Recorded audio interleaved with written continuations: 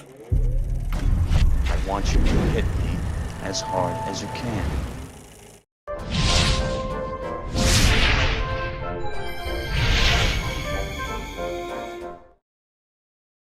So, Mr. Incredible, do you have a secret identity? Every superhero has a secret identity. I don't know a single one who doesn't. Who wants the pressure of being super all the time? Hello, and welcome back to Animation Movies Revisited, where we take a look back at some of the greatest animated films and rediscover why they've left a lasting impression throughout the years. In this episode, we'll be scaling the buildings of Metroville in a single bound, stretching out on the beaches of Nomanazan Island, and racing headlong into danger as we fight alongside the Parr family for a bold look into Pixar's sixth feature-length computer animated film, The Incredibles. Before the Marvel Cinematic Universe officially launched in 2008 with the release of Jon Favreau's Iron Man, essentially ushering in a brand new era for superhero films on the silver screen, Pixar unleashed one of the greatest meta-human movies of all time with The Incredibles. In 2004, 4 whole years before Tony Stark came out to the world as a reformed metal man of action, Disney, Pixar, filmmaker Brad Bird, and a rogues gallery of artists and animators broke new ground regarding the art of computer-generated animation. Until the superpowered Parr family arrived on the scene, Pixar's human characters behaved like mild-mannered civilians, living in a world of sentient toys and talking wildlife. Then, Bird and his team changed the game by introducing humanoid characters that could perform physical feats of fantasy and defy the laws of nature never meant to be broken. The seed that eventually grew into The Incredibles was planted in 1993, when Brad Bird was working for Warner Bros. Animation on his first animated film, The Iron Giant. During the film's production, Brad contemplated the trajectory of his filmmaking career. The sad reality was that 2D animation was in grave danger of going the way of the dodo, and WB was preparing to ditch its animation department. The experience left a sour taste in Bird's mouth, but he was determined to make another fantastic animated feature, even if that meant taking his talents to Disney and Pixar. As fate would have it, The Iron Giant performed poorly at the box office due to a botched marketing campaign, or lack thereof. Sometime later, the film became a cult classic and is regarded by many as one of the greatest animated films of all time. Sadly, humankind has yet to invent a convenient method for time travel, so Warner Bros. Will just have to live with its shame forever. However, I'm happy to say there is a silver lining to Bird's Iron Giant experience. The filmmaker gathered much of his frustration and channeled it into a new project about superheroes. The film was to pay tribute to 1960s comic books and spy films, specifically Guy Hamilton's 1964 Bond movie, Goldfinger. The Incredibles revolves around the superpowered Parr family, who are more like the Fantastic Four than the Simpsons. At the head of the family are 2 married superheroes, Mr. Incredible, played by Craig T. Nelson, and Elastigirl, voiced by Holly Hunter. After saving the world from countless dangers, society turns on the superhero community, forcing them to live mundane lives as average citizens. While Mr. Incredible loves his family, including his eldest daughter Violet, voiced by Sarah Vowell, son Dash, played by Spencer Fox, and baby Jack Jack, performed by Eli Fusili, he thirsts for action. He is no longer interested in playing by the government's rules. So it is that when an opportunity to resume hero work arises, Mr. Incredible starts leading a double life to embrace his nature, while simultaneously putting food on the table. It's all going swimmingly until Mr. Incredible becomes trapped by his new employer, and the Parr family are the only ones who can rescue him. Now that Pixar has set the stage for one of the most outrageous team-building exercises ever conceived, it's time to ditch the cape and discover more about this super-heroic cinematic gem. Pixar's chief creative officer John Lasseter had a battle plan when he courted Bird to the House of Mouse. Lasseter needed someone who was going to shake things up, and the filmmaker he wanted to do the shaking was his Cal Arts University buddy, Brad Bird. The Iron Giant filmmaker's reputation as an intense workhorse preceded him. and Pixar employees braced themselves for a sea change within their work environment. Unlike other films in Pixar's library, which typically have multiple directors and screenwriters, Bird was the sole director and screenwriter on The Incredibles. This arrangement gave Bird a tremendous amount of control over the project. However, he did work closely alongside story supervisor Mark Andrews, artist Teddy Newton, and supervising animator Tony Fusilli, who all played vital roles in the making of the film. It was Newton who drew many of the characters included in the film. Regarding his collaboration with Bird to establish the characters, Newton said, "Brad would simply describe the characters to me. He wouldn't use too many adjectives, but he would often do an impression or a voice of them. Sometimes the voice alone would put enough pictures and ideas in my head. It's like when you listen to the radio and you start to imagine what the person would look like. You get inspired, and everything starts to take shape."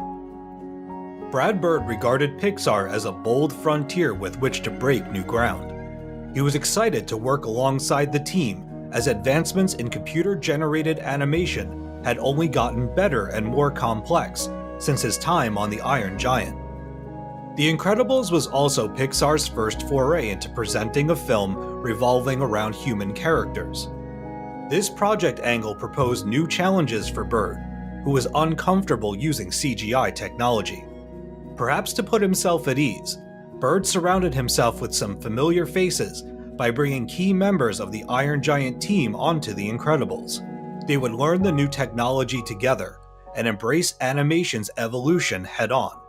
In the immortal words of the film's superhero fashionista, Edna Mode, "I never look back, darling. It distracts from the now." Like any other animated film production, The Incredibles experienced setbacks. As I'd mentioned, Bird was unfamiliar with the limits of CGI filmmaking. This lack of knowledge caused a snag in the creative process, because Bird's script went beyond what was thought possible at the time. As a result, The Incredibles forced the creatives at Pixar to invent new tools, camera techniques, and more, to match the dynamism of Bird's grand plan. Pixar spent a year building and experimenting with new toys to prepare for the challenges ahead. This period involved designing the film's interiors and discovering new ways to manipulate human bodies in a CGI space. Before every animation studio under the sun was animating human characters for their respective projects, The Incredibles forced animators to study anatomy, insert new points of articulation in characters' bodies, and venture further into the uncanny valley than ever before. While some animators film themselves performing a series of tasks as reference material, visual aids can only take you so far. Violet's long, raven black hair was another problem that plagued the creative team. It takes a single mistake to invite chaos into a CGI animated film, and Violet's obsidian-colored mop was considered a hotbed for mathematical miscalculations. Don't even start adding weather elements like rain and fire to the mix, because that's a whole other bag of cats.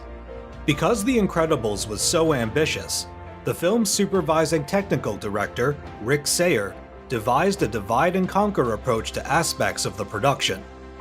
Referred to as the Alpha-Omega method, different teams were tasked with building models, designing environments, solving technical issues, creating costumes, and rigging the lights and shadows that gave the world of The Incredibles depth and nuance. Great care was also taken with the character's skin using surface scattering technology. This effect refers to when light that pierces a translucent object is distributed throughout an existing surface. After the light reflects off a series of angles, it becomes redistributed to illuminate the object, making it more lifelike to the naked eye. If you want an example, hold your hand near a potent light source and look for a reddish glow. That interior glow is surface scattering working on the human body. Science, bitches! Lastly, on the animation front, who would have guessed that the youngest member of the Parr family would also be the hardest to animate? For most of the film, baby Jack Jack does not display any powers. Then, he comes into his own as a shapeshifter and transforms into various forms. One of these forms presented Jack Jack as a goo-like substance that morphed and shifted as he moved. The animators gave it a go, toiling for months. Finally, the film's producer pulled the plug on the endeavor, prompting Bird to get upset. The reality was that the team was spending too many hours on the effect, and other parts of the movie needed attention. Eventually, Bird made his peace with the decision, but not before grousing about it to those within earshot. Alas, this was a problem for Pixar to solve another day. Interestingly, there are no elaborate casting stories related to The Incredibles. Brad Bird envisioned specific actors for key characters in the film and was able to recruit everyone. There is one exception, but we'll get to that detail in a moment. Coach and Poltergeist star Craig T. Nelson assumed the role of Mr. Incredible, aka Bob Parr. Often saying it was one of his more challenging roles, Nelson fretted over his delivery and tone for the character. Eventually, he found his rhythm after empathizing with Bob and finding his sturdy center. Meanwhile, Bird wanted Holly Hunter to play Elastigirl, aka Helen Parr. Hunter is known for her tenacity, elegance, and authoritative nature, which was the perfect combination for the matriarch of a superpowered family overwhelmed by intimidating odds. The Incredibles gave Hunter her first voice work for an animated character, and she found the experience exciting and informative. Spencer Fox, who makes his feature film debut in The Incredibles, voices Dash, a Flash-like speedster with a devil-may-care attitude. Dash is an out-of-control sugar high with legs, so Fox would often run around the Pixar offices before rushing back to the microphone, genuinely out of breath, to deliver his lines. As for Violet, Bird was a big fan of the national public radio show This American Life, of which Sarah Vowell was a regular cast member. Hearing Sarah's voice, Bird became convinced that she had to play Violet, and she did.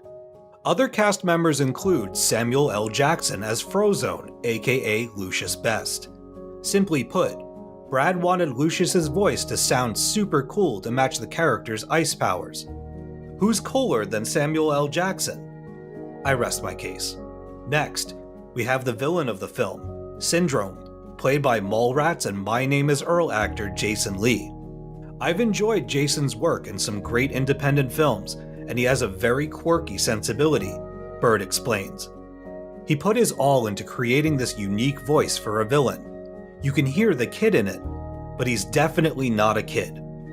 Between Lee's enthusiasm to play a dastardly villain and his extensive comic book knowledge of superheroes, he was perfect for the part. Last but not least, Bird voices Edna Mode, a character arguably more beloved than all the Parr family members combined. Edna is a scene stealer with her signature waddle, keen fashion sense, and commanding presence. Several actors auditioned for the role, but something wasn't clicking. In the end, Bird became convinced by his Pixar colleagues to voice the character. Like many writers, I enjoy listening to film scores while working my magic on the keyboard. As I type these words, I'm listening to the Incredibles soundtrack, composed and arranged by Michael Giacchino. Giacchino combined rousing orchestral arrangements with 1960s whimsy and mystique for his Pixar film debut. Additionally, no spy movie would be complete without a generous helping of jazz to help characters sneak within the shadows. Giacchino and recording engineer Dan Whalen recorded on analog tapes to achieve the desired tone. The result was a soaring soundtrack with intrigue, startling shifts, and toe-tapping melodies that leave you shaken, not stirred. The soundtrack went on to win several awards, including a Los Angeles Film Critics Association Award, an Annie Award, and more. Released on November 5, 2004, The Incredibles earned a heroic sum of $631.4 million worldwide, becoming the fourth highest grossing movie of 2004, alongside Shrek 2, Harry Potter and the Prisoner of Azkaban, and Spider-Man 2. The film received high praise from critics and was celebrated even more by audiences. With a current score of 97% on Rotten Tomatoes, with an audience score of 75%, The Incredibles is one of cinema's best reviewed superhero films. Regarding legacy, The Incredibles has left a lasting impact for generations. Fan demand for a sequel had been so strong that Bird returned to Pixar to direct and write The Incredibles 2, released 14 years after the original.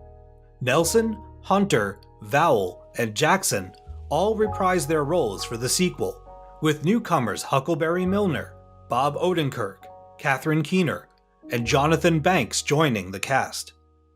The Incredibles 2 finds the superpowered family working to restore the public's faith in superheroes before being attacked by a vindictive new foe named Screenslaver.